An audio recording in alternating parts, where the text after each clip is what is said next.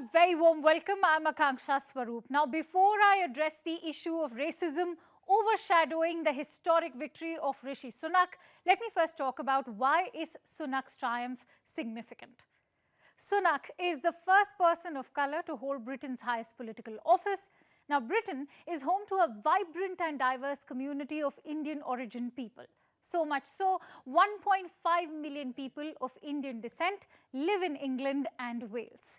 This figure makes them the largest ethnic group after white Britons. Now, ironically, Britain ruled India as a colony for nearly a century before its independence in 1947. And it's an open secret that the Indian diaspora's long struggle against racism and prejudice has rarely gained prominence in British politics. While many in Britain and abroad may refute the racism issue in Sunak's case, here's how it exists and why it's deeply problematic. Soon after Rishi Sunak delivered his first speech after his victory, some reactions were shocking to say the least. Sample this. The chief political correspondent at The Sun, Natasha Clark, branded Sunak as Robot Rishi and said his speech was very static.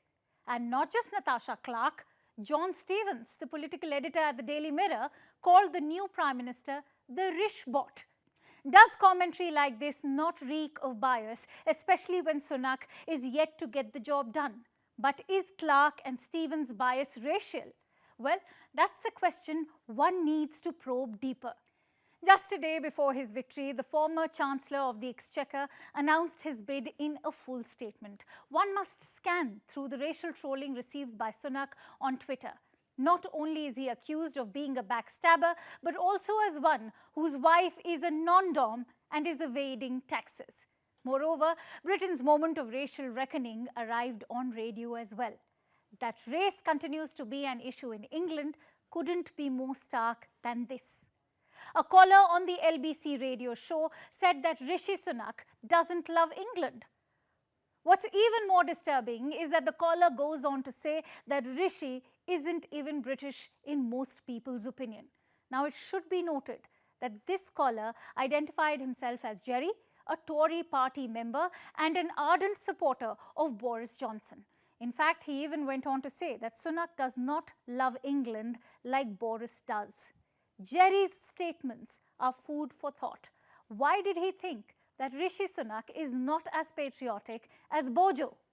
If Sunak's colour is not at play, then what is? The Talkback radio segment went viral, and unsurprisingly so.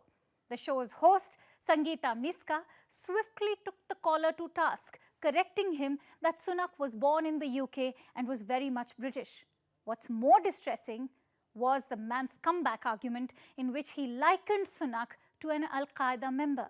Here's what he said, and I quote, "Lots of people half of Al-Qaeda are British citizens."